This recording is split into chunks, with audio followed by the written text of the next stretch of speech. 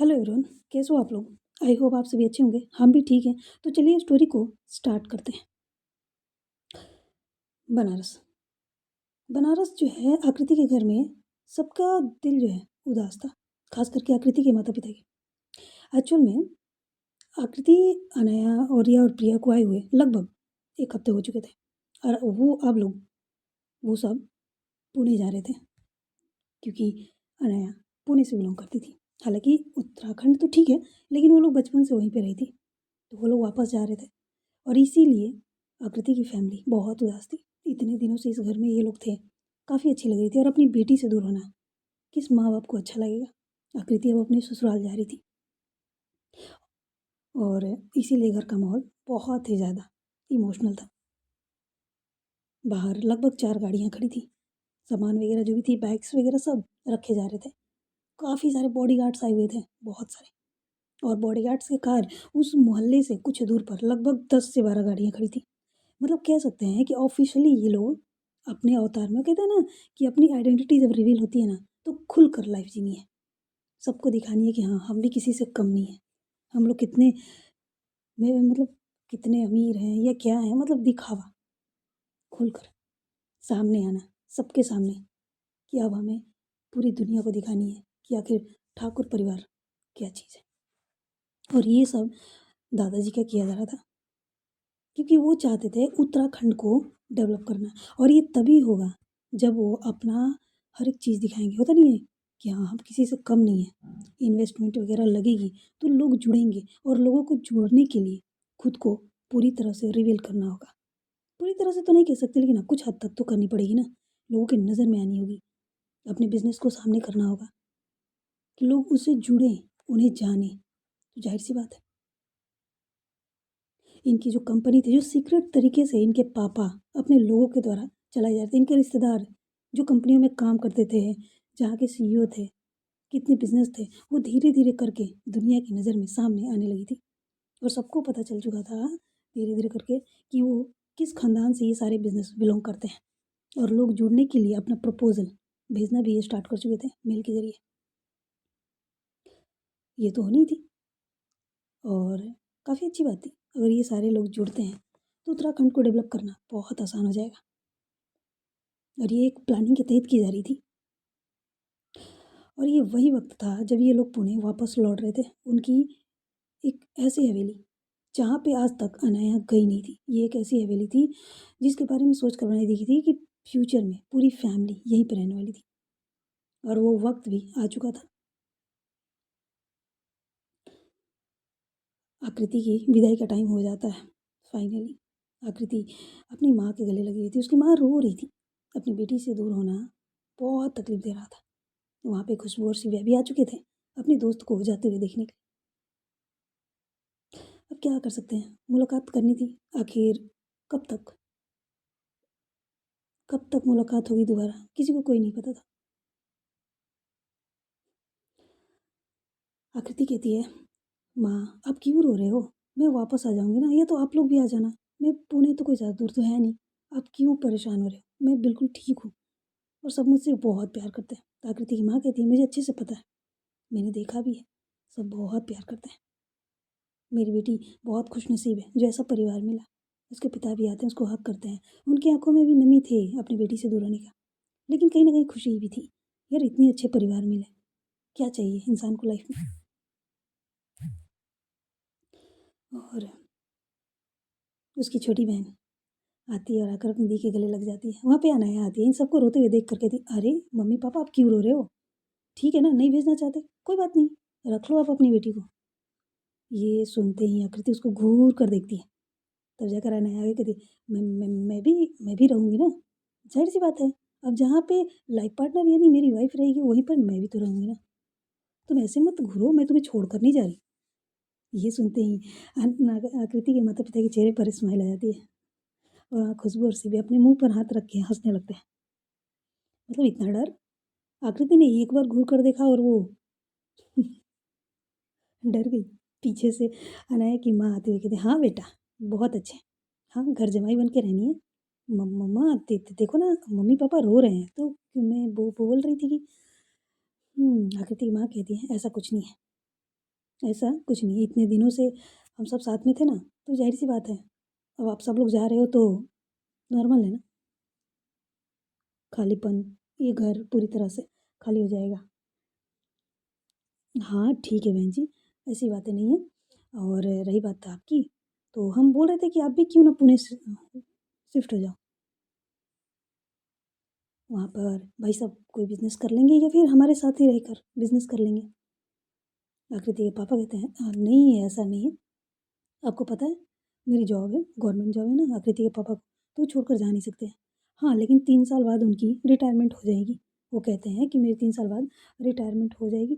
Retire जब हो जाएंगे ना तब इसके बारे में कुछ सोचा जाएगा, लेकिन जब तक नौकरी है तब तक तो कहीं नहीं जाएंगे।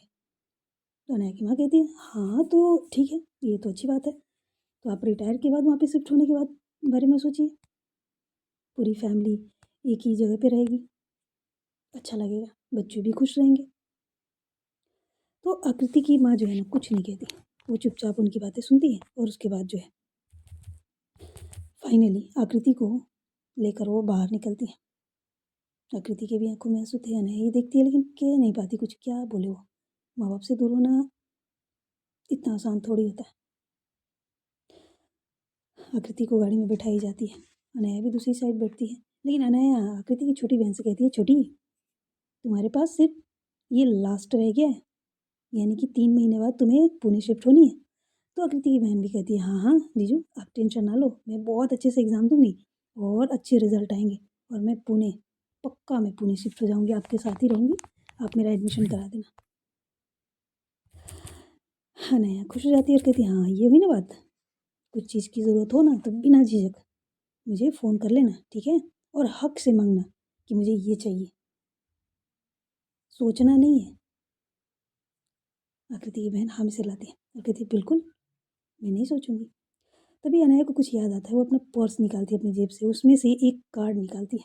हालांकि ये कार्ड नॉर्मल था क्योंकि अभी भी कहीं ना कहीं आकृति की बहन अभी छोटी थी।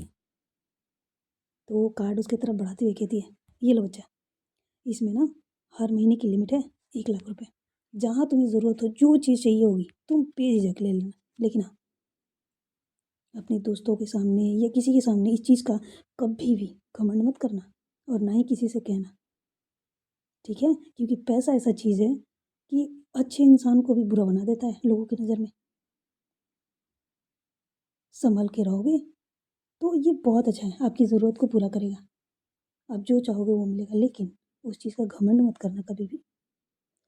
आकृति की छोटी बहन पहले तो वो कार्ड लेने से मना कर देती है और फिर कहती है जीजू आप शायद भूल रहे हो हम कौन हैं, हमें घमंड तो है बहुत ज़्यादा है अपने फैमिली पर, और आप जैसा जीजा मिला मुझे, इस चीज़ का घमंड तो मुझे बहुत है और कभी जाएगा भी नहीं। और रही बात ये कार्ड, मुझे इसकी ज़रूरत नहीं है, आप हो ना मेरी ज़रूरत पूरा करने के लिए, मेरे माँ बाप हैं, मेरी बहन है, पूरी फैमिली है, मुझे जो चाहिए होगी मैं सबसे बोल दूँगी, मुझे इसकी ज़रूरत नहीं है। उसकी बातें सुनकर सबके चेहरे पर स्माइल आ जाती प्राउड वाली, बहुत अच्छी लगती है उसकी बातें सुनने के बाद। अनाया भी खुश हो जाती है और कहती है ये हुई ना बात, ये हुई बात, बहुत अच्छे, लेकिन फिर भी ये रखो, इसे जब ज़रूरत होगी ना तभी यूज़ करना, ठीक है। वो कार्ड जो है ज़बरदस्ती उसके हाथों में रख देती है। अनाया आकृति की छोटी बहन आकृति को देखती है, तो आकृति कहती है रख लो, लेकिन हाँ बेवजह यूज़ मत करना, जितनी ज़रूरत हो उतना ही। आकृति की बहन जो है छोटी, वो कहती है जी जी दीदी, वो कार्ड जो है अपने हाथ में रख लेती है। ये कार जो है धीरे धीरे वहाँ से निकलने लगते हैं, सब लोग वहाँ से निकलने लगते हैं।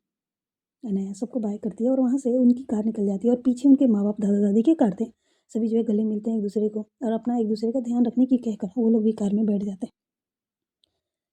और अनाया की माँ आकृति की माँ से कहती है समझेंगी आप टेंशन मत लीजिए, आकृति आकृति बहू ज़रूर है लेकिन मेरी बेटी से कम नहीं है, जैसे अनाया वैसी आकृति,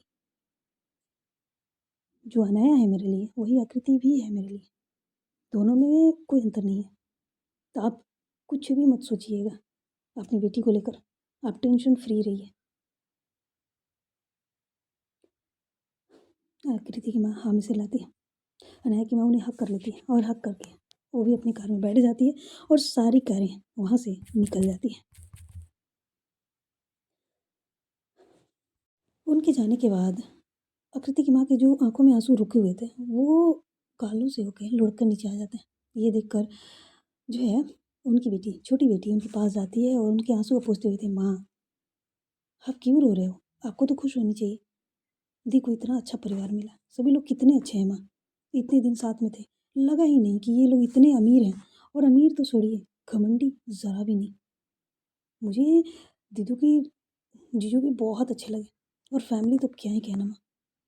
आकृति की माँ भी उसको हक करके कहती है, हाँ बेटा सभी बहुत अच्छे हैं, वाकई में हमारी किस्मत और हमारी बेटी की बहुत अच्छी है।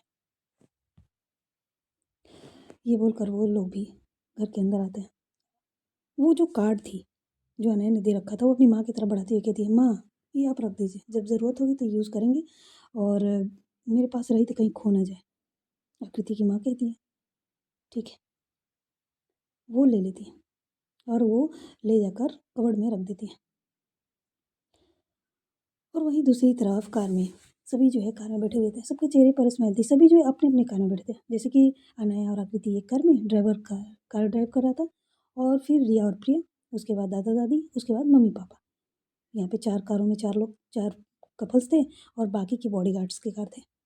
सभी जो है पहुँचते हैं एयरपोर्ट। एयरपोर्ट जाते हैं, इनकी खुद की प्राइवेट प्लेन थी। जब ये खुलकर सामने आ रहे थे तो पूरी तरह से आ रहे हैं। प्राइवेट प्लेन थी, वहाँ पे थोड़ी बहुत चेकिंग वगैरह होती है, जो कि रूल्स तो है ना, जो रूल्स हैं जो उसको फॉलो करनी है तो वो लोग भी करते हैं। और जाकर प्लेन में सब के सब बैठ जाते हैं। आकृति विंडो के पास बैठी हुई थी और पीछे छूट रहे हैं अपने शहर बनारस, शिव की नगरी, अपनी फैमिली, सबको छूटते हुए बस देखे जा रही थी। क्या कर सकते हैं,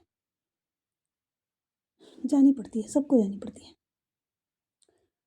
कुछ ही देर में प्लेन जो है टेक ऑफ करता है और वो वहाँ से उड़ान भरते हैं और निकल जाते हैं। जब कुछ घंटे के बाद वो लोग फाइनली पहुँचते हैं पुणे, तो अपने घर जाते हैं। वो डायरेक्ट उसी हवेली में जाते हैं जो स्पेशली सालों पहले इनके लिए बनवाई गई थी, जहाँ पे पूरी फैमिली रहने वाली थी। वहाँ जाते हैं, तो वहाँ जाते ही देखते हैं कि वहाँ पे कई सारे कार्स खड़े थे, कई सारे बॉडीगार्ड्स खड़े थे। अनया ये देखती है तो चौंक जाती है और मन मन कहती है, यहाँ पे इतने सारे कार, बॉडीगार्ड्स भी, और बॉडीगार्ड भी अलग अलग हैं, जैसे मानो कि यहाँ पे कोई आया हुआ है। वो लोग गाड़ी से नीचे उतरते हैं। उतरने के बाद जो है अनया जो है अपने दादू से कहती है, दादू यहाँ पे कुछ हो रहा है क्या?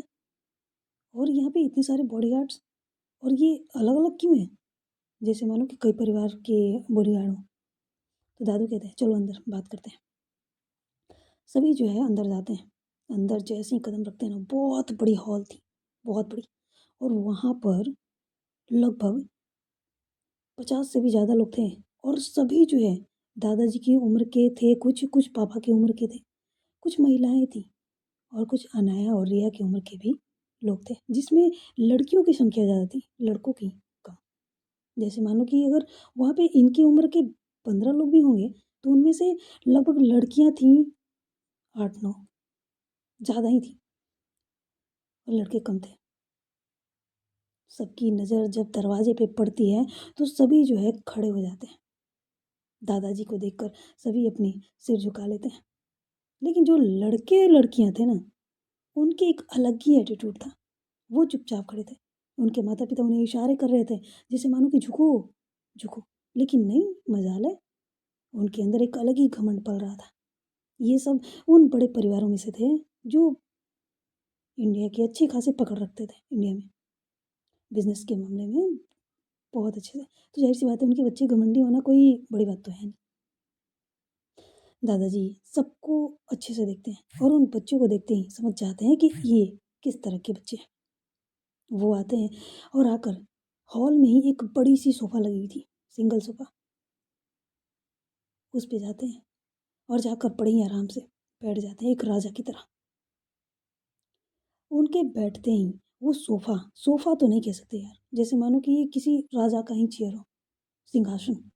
उनके बैठते ही वहाँ पे एक सुनहरी रोशनी उस चेयर से निकलती है और दादाजी को पूरी तरह से कवर कर लेती है। ये देखकर अनाया और आकृति और रिया की आंखें बड़ी हो जाती हैं।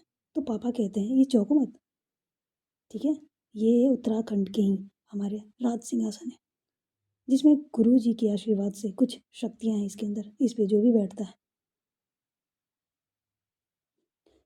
वो सिर्फ हमारे खानदान का ही हो सकता है, हमारे परिवार से ही बिलोंग कर सकता है। इस पे कोई भी ऐसा वैसा इंसान नहीं बैठ सकता। अगर किसी ने गलती से भी बैठने की कोशिश की तो उसके साथ कुछ भी हो सकता है, जैसे कि बॉडी पैरालाइज होना, या फिर उसकी बॉडी में कोई बीमारी पैदा हो जाना, या कुछ और। इस पे कोई नहीं बैठ सकता, कोई भी का मतलब कोई भी नहीं। तुम्हें क्या लगता है, इतने सारे लोग यहाँ पे हैं, क्या इसने ट्राई नहीं किया होगा किसी ने बैठने की? अनया कहती है, लेकिन पापा ये सिंहासन तो उत्तराखंड में था ही नहीं जब हम वहाँ गए थे तो। हम्म, तो उसके पापा बताते हैं कि हाँ, गुरु जी के आशीर्वाद से इस सिंहासन को वहाँ से गायब कर दिया गया था, ताकि तेज प्रताप इस पे बैठ ना सके। अगर वो बैठ जाता, वो हमारे खानदान से बिलोंग करता था, तो बैठ जाता तो इस चेयर पे जो शक्तियाँ हैं वो सारी उसके अंदर चली जाती, क्योंकि ये चेयर सिर्फ हमारे खून को ही एक्सेप्ट करता है। वो ये नहीं देखता है कि वो खून दैविक है या फिर खाली दुनिया से बिलोंग करता है। बस वो हमारे खानदान का होना चाहिए, हमारे पूर्वज के जन्मे होने चाहिए। अनया समझ जाती है और हाँ में सिर लाती है। जब वहाँ का माहौल थोड़ा नॉर्मल होता है, वो सुनहरी रोशनी दादाजी के अंदर समा जाती है, तब जाकर वो अपनी आंखें खोलते हैं और सबकी तरफ देखते हुए कहते हैं, बैठ जाओ। सभी जो है वहाँ पे बैठ जाते हैं। बैठने के बाद दादाजी इशारा करते हैं, तो उसमें से जो बुजुर्ग थे, जो दादाजी की उम्र के थे, वो खड़े होते हैं और होते हुए कहते हैं, भाई साहब। दादाजी उनकी तरफ देखते हैं और कहते हैं, कैसी चल रही है सब? वो बताते हैं कि बिजनेस तो सही चल रही है, और आपने जब सामने आने के लिए बोल दिया है तो हमने कई सारे प्रपोजल जो है बनाकर आपको भेज रखा है। उम्मीद करते हैं कि आपने देखा होगा। तो दादाजी कहते हैं, हाँ हमने देखा है, लेकिन उनमें से कोई भी एक्सेप्ट करने के लायक नहीं है, जो हमारे राज्य को एक बार फिर से डेवलप किया जा सके। ये सुनते ही सबके चेहरे पर जैसे मानो होता नहीं है, डर डर वाली एक्सप्रेशन आ जाती है, और किसी किसी की तो चिढ़ वाली भी। कहने को तो वो उसी खानदान से बिलोंग करते थे, लेकिन वो उस लायक नहीं थे कि वो इस चेयर पे बैठ सके, और ना ही कोई फैसला ले सके, अपने बिजनेस के मामले में भी और अपने राज्य के मामले में भी। एक अलग ही थी जो इस राज्य में, जो इस खानदान में जन्मा था और जो इस चेयर के लायक था, इस सिंहासन के लायक था, उनके अंदर एक अलग ही शक्ति हुआ करती थी।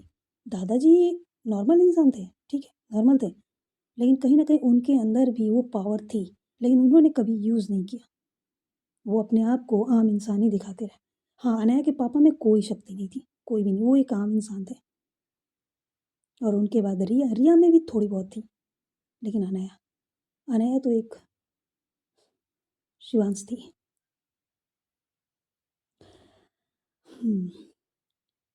दादाजी सबको घूरते हुए कहते हैं, इतने साल हो गए तुम लोगों को बिजनेस करते हुए, लेकिन बिजनेस के मामले में तुम लोग अभी भी इतने पीछे हो। अगर हमारा साथ नहीं होता तो तुम लोग तो अब तक पूरी की पूरी बिजनेस डुबा चुके होते। एक्चुअल में ये परिवार सिर्फ नाम का रह गया था। बिजनेस तो करते थे, सभी करते थे, इनको अच्छी खासी पोस्ट दी गई थी, लेकिन इन लोगों का काम कोई और किया करता था, जो कि उन्हें ट्रेंड की गई थी। पढ़ा लिखा कर विदेश में उन्हें हर एक चीज़ के लिए ट्रेंड की गई थी, बिजनेस मैनेजमेंट हो, कंपनी चलाने की हर एक चीज़। और वही लोग इनके पीछे खड़े होकर सारे बिजनेस को हैंडल करते थे, जो कि अनाया की फैमिली के कंट्रोल में था। इनको लगता था कि ये चला रहे हैं, लेकिन सच तो ये नहीं था कि, सच तो ये था कि ये नहीं चला रहे थे, ये तो बस होता नहीं है। हाँ, इनके नज़र में तो ये कर रहे हैं, लेकिन कर कोई और रहा है। हवा में ये उड़ रहे हैं कि मैंने किया है, लेकिन सच तो ये है कि इन्होंने तो कुछ किया ही नहीं। बस ये दुनिया के सामने है कि ये हैं इस कंपनी के मालिक, सीईओ, लेकिन सच मामले में, सही मायने में वो कोई और कर रहा है। ये सुनते ही सभी, कुछ लोग तो वहाँ पे भड़क जाते हैं और कहते हैं, आप ये क्या बोल रहे हैं? इतने सालों से हम बिजनेस कर रहे हैं, हमने आज तक कोई लॉस नहीं किया है। ये सुनते ही अनया के पापा कहते हैं, रियल आपने किया है क्या, सच में? आपने क्या किया है? इसी तरह के बहुत देर तक बातें वगैरह होती हैं। दादाजी को बीच में गुस्सा आ जाती है क्योंकि अब यहाँ पे लोग चिल्लाने लगे थे। दादाजी गुस्से में चिल्लाते हुए कहते हैं, शांत हो जाओ। किसने क्या किया है और क्या नहीं सबके सामने लाया जाए। ये जब बोलते हैं ना, तो एक रूम तो नहीं कह सकते, लेकिन हाँ, एक जगह से दरवाज़ा खुलती है और उसमें से लगभग लगभग 30 से 35 लोग सामने आते हैं। काफ़ी हट्टे-कट्टे थोकते हैं, लड़की भी थी, लड़कियाँ भी और लड़के भी थे। सामने आकर खड़े हो जाते हैं। सभी जो है एकदम सीईओ जिसे होते हैं ना बिज़नेस लुक में, बहुत अच्छे से। कोई भी एक नज़र देखे तो कहे कि हाँ, ये बड़े फैमिली से बिलॉन्ग करते हैं। इस तरह से रेडी हुए थे। सभी आते हैं और आकर जस्ट दादाजी के पीछे खड़े हो जाते हैं और उनके हाथ में कई सारी फाइल्स पड़ी हुई थी। उन सबको सामने रखते हैं और इन सबको देखने के बाद पूरी की फैमिली जैसे मानो चौंक सी जाती है। ये तो इनकी कंपनी में काम करते थे, तो ये लोग यहाँ पे क्या कर रहे हैं? ये छोटे-छोटे एम्प्लॉयी यहाँ पे क्या कर रहे हैं? हमारी फैमिली मैटर में। ये सारी बातें वहाँ पे फुसफुसाने लगते हैं आपस में ही।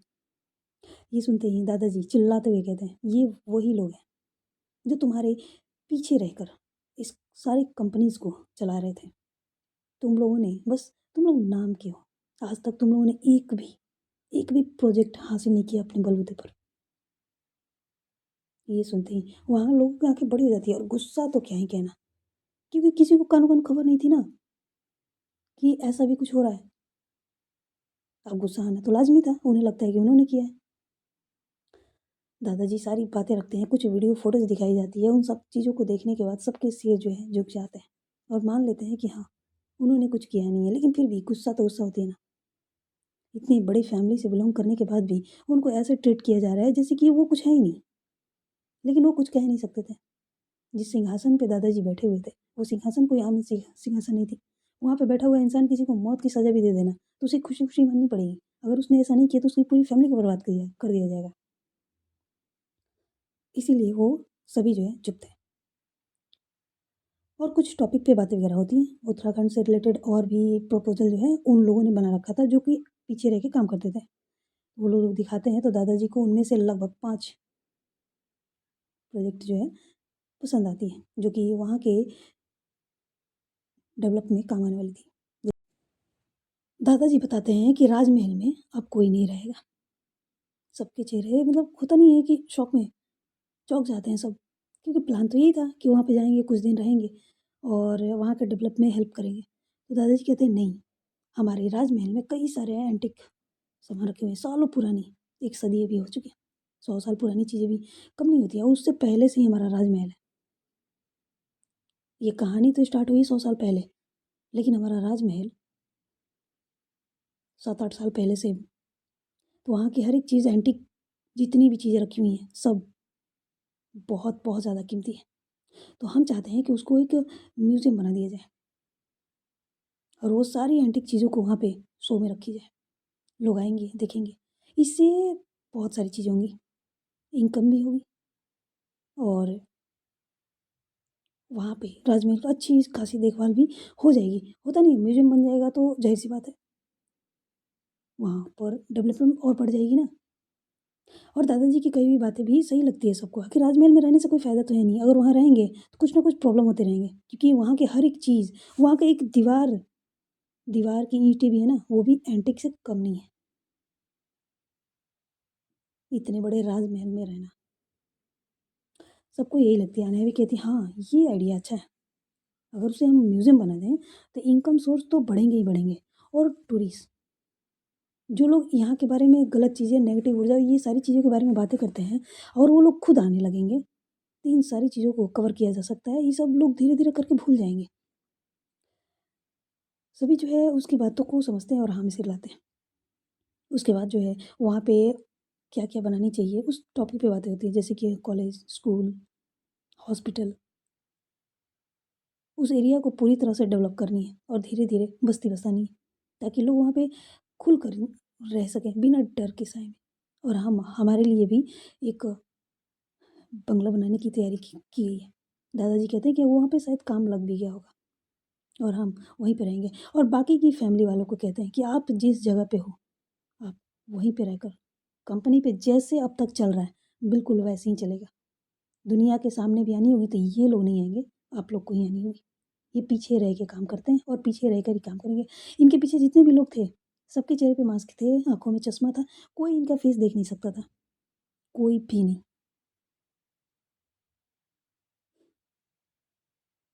लेकिन हाँ, उनको पहचाना जा सकता था क्योंकि उनके हाथों में एक एक अलग ही ब्रेसलेट दी गई थी, जिन पर उनके नाम और उनकी पहचान, वो किस फैमिली से बिलॉन्ग करते थे, मतलब कि इनकी फैमिली से बॉडीगार्ड के रूप में या किसी एम्प्लॉय के रूप में बिलॉन्ग करते हैं, ये पहचान उस पे की गई थी।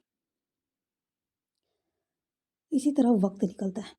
अनाया और रिया को लगभग 3 महीने के लिए अदर कंट्री भेज दी गई थी। वहाँ पे उनकी 3 महीने लगातार ट्रेनिंग चलती है। फाइनली जब वो 3 महीने के बाद लौटते हैं तो अपने बिजनेस में लग जाते हैं। अब तक उत्तराखंड में काफ़ी हद तक चीज़ें जो है बनना स्टार्ट हो चुकी थी। वहाँ पे जो इंजीनियर वगैरह गए हुए थे तो वहाँ रहकर काम करवा रहे थे। वहाँ पे ये लोग जब गए देखे ना, हाँ, बहुत सारे वहाँ के पेड़ पौधे भी काटे गए थे, लेकिन हाँ, जितनी ज़रूरत थी बस उतना ही। प्रकृति को किसी भी तरह का नुकसान नहीं पहुँचानी थी। वहाँ पे जिस तरह से राजमहल वहाँ के राज्य थे, उसी तरह से उसको डेवलप करने की तैयारियाँ चल रही थी। काफ़ी अच्छे से अनाया और रिया भी उस चीज़ को जॉइन कर चुके थे। प्रिया भी उनके साथ ही थी, लेकिन उसका कुछ और था क्योंकि प्रिया प्रिया जो है इंजीनियरिंग कर रही थी और वो उन लोगों के साथ रहकर उन चीज़ों को डेवलप करने में, उनको सुधारने में, जहाँ पे लगे कि नहीं ऐसा नहीं होनी चाहिए, ऐसा होनी चाहिए, उस चीज़ों में मदद कर रही थी। प्रिया भी कुछ कम नहीं थी। और आकृति आकृति फ़िलहाल वो घर पर ही थी। वो अपने स्टडी जो कि अधूरी रह गई थी, उसे कंप्लीट कर रही थी। इसी तरह वक्त निकलता है और ना जाने कब ये सारी चीज़ें करते करते लगभग 5 साल निकल जाते हैं। 5 साल बाद 5 साल बाद फाइनली ये वो दिन था जहाँ पर उस जगह पे उत्तराखंड के उस हिस्से को दुनिया के सामने लाने की तैयारियां चल रही थी। उस जगह पर कई सारे मीडिया वाले, देश विदेश से लोग आए हुए थे। उनके जो विदेश में जो लोग जुड़े हुए थे, इन्वेस्टमेंट किए थे, उन सारे लोगों को, देश में भी जिन लोगों ने किया था वो सारे लोग वहाँ पे आए हुए थे और बहुत ही अच्छे से उस जगह को दिखाया जा रहा था। इस जगह का उद्घाटन किए जा रही थी कि फाइनली इस जगह पे अब लोग रहना स्टार्ट करने वाले थे। अब बहुत ही अच्छे से इस जगह को पूरी दुनिया में दिखाई जा रही थी, जहाँ पे लोग इस जगह पे श्रापित मानते थे, आने से डरते थे। अब इस जगह को पूरी दुनिया में सबसे बेहतर जगह बताई जा रही थी। बहुत ही अच्छी यहाँ पे हर एक चीज़ बनाई गई थी। हालांकि अभी भी काम चल रहे थे, 5 साल में पूरी तरह से डेवलप होना इतना आसान नहीं होता, लेकिन हाँ, इस हद तक बन चुके थे कि लोग वहाँ पे रह सकें और धीरे धीरे लोगों का आना भी स्टार्ट हो जाए फ्री में। अब जहाँ पे फ्री में रहने के लिए घर मिल जाए, ज़मीन मिल जाए, दुकानें मिल जाए, बिजनेस मिल जाए, तो जाहिर सी बात है ना, लोग तो जाएंगे ही। और बेरोजगारों की तो कमी है नहीं। और वहाँ पे कंपनीज वगैरह भी बन रही हैं, लोगों को काम मिल रहे हैं, अच्छी खासी सैलरी मिल रही है, तो लोग तो जाएंगे। तो वहाँ पे लोग जाते हैं और फ्री में उनके लिए रहने के लिए घर, काम करने के लिए बिजनेस, चाहे जो दुकान करना चाहे दुकान या फिर बिजनेस करना चाहे तो बिजनेस, पैसे वगैरह हर एक चीज़ दी जा रही थी। और इस जगह को खास करके इस चीज़ का ध्यान में रख कर डेवलप की जा रही थी कि ये एक टूरिस्ट प्लेस बने, लोगों को अट्रैक्ट करें, लोग यहाँ पर आएँ, इंजॉय करें मोमेंट, कपल्स के लिए भी और टूरिस्ट के लिए भी, जो घूमने आते हैं उनके लिए भी, सबके लिए इस चीज़ को ध्यान में रखकर डेवलप की जा रही थी। इसी तरह वक्त निकलता है और 3 साल निकल जाते हैं और फाइनली इन 8 सालों में काफ़ी हद तक चीज़ें वहाँ पर बन चुकी थी और काफ़ी लोग वहाँ पे रहना भी स्टार्ट कर चुके थे। और कहते हैं ना कि आदत हो जाती है ना किसी नई जगह पर जाना, शिफ्ट होना, और उस जगह पर पूरी तरह से अपने आप को ढाल लेना टाइम लगता है। अब लोग वहाँ पे काफ़ी अच्छे से रहने लगे थे और जो मन में, जिसके मन में वो नेगेटिव ऊर्जा, भूत प्रेत को लेकर डर वगैरह थी, जो कि वो यहाँ पे रहते रहते भी हो रही थी, रात बिरात में भी बाहर जाने आने में लोगों को प्रॉब्लम हो रही थी, डर लग रही थी मन में, लेकिन अब धीरे धीरे वो सारे डर गायब हो चुके थे। और वहाँ पे अनाया की फैमिली भी रहती थी। अनाया और ये अपने काम में इतने बिजी हो गए थे, इतने बिजी हो चुके थे कि उनकी कंपनी जो कि पूरी इंडिया में इधर से उधर फैली हुई थी, हर एक स्टेट में थी, उन सबको देखते देखते वो ज़्यादातर ट्रिप किया करते थे, ट्रिप पर ही जाया करते थे, कभी देश कभी विदेश। अपनी फैमिली से थोड़ी सी दूर हो चुके थे, अपनी पार्टनर से भी। आकृति जो है अनया का वेट किया करती थी, लेकिन अनया के पास उसके लिए टाइम नहीं हो पाता था। और ये चीज़ अनया की फैमिली बहुत अच्छे से नोटिस कर रही थी। आकृति थोड़ा उदास रहने लगी थी, लेकिन फिर भी अब क्या कर सकते थे, काम तो काम है ना। और इन सारी चीज़ों में बहुत टाइम लगा। दादाजी बहुत बूढ़े हो चुके थे, बहुत ही ज़्यादा। दादाजी से अब ठीक से चला भी नहीं जा रहा था, लेकिन वो बहुत खुश थे अपने राज्य को, अपनी फैमिली को एक बार फिर से उस ऊंचाइयों पर जाते हुए देखकर बहुत खुश थे। उनका सपना भी पूरा हो चुका था। दादाजी कहते हैं कि उन दोनों को बुला लिया जाए। अनया के पापा कहते हैं, पापा वो काम से गए ना इतनी जल्दी? तो दादाजी उसको घूरते हुए कहते हैं उनको, तुम्हारा दिमाग सही है? घर में बहू है अकेली और तुम्हारे बच्चे इधर से उधर घूम रहे हैं, तुम्हें ज़रा भी नहीं समझ में आती बात?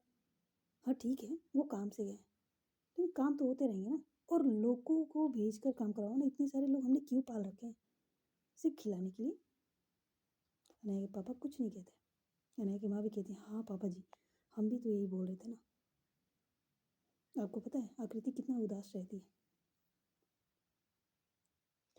दादाजी कहते हैं, हाँ मुझे पता है, ठीक है उन्हें बुला लो। अनया के पापा अनया और रिया को कॉल करते हैं और फिर उनसे बातें करते हैं और कहते हैं कि 2 दिन के अंदर तुम लोग को वापस आनी है। उधर से कुछ कही जाती है तो अनया के पापा दादाजी को फ़ोन दे देते हैं। दादाजी कहते हैं, हमें कुछ नहीं पता, तुम्हारे पास 2 दिन है और 2 दिन के अंदर तुम दोनों को घर वापस आनी है। और हाँ, लोगों को भेजकर अपना काम करवा लो। और आगे से इतने लंबे टाइम के लिए कभी भी घर से बाहर तुम लोग जा नहीं सकते। तुम लोग की शादी हो चुकी है, अपने पार्टनर के साथ समय बिताओ। शादी के इतने साल हो चुके हैं। जब ये अनया और रिया के कानों में जाते हैं ना, तब जाकर उन्हें एहसास होता है कि वो कर क्या रहे हैं, कर क्या रहे हैं। वो एक दूसरे को देखते हैं और दादाजी कहते हैं, दादाजी हम आ रहे हैं। ये बोलकर वो लोग फ़ोन कट कर देते हैं। हाँ, सो गाइस, कैसी लगी आज की ये एपिसोड? और कमेंट में बताइएगा। और पसंद आई तो लाइक कमेंट शेयर। और एक बात बता दूं कि बस एक एपिसोड और रहेगी, उसके बाद संगम का भी अंत, संगम की भी स्टोरी खत्म हो चुकी है। फिर हम नई स्टोरी पे काम करेंगे। उम्मीद करते हैं कि आने वाली न्यू स्टोरी जिसका नाम है मोहब्बत हद से ज़्यादा आप सबको पसंद आएगी। तो मिलते हैं अगले पार्ट में।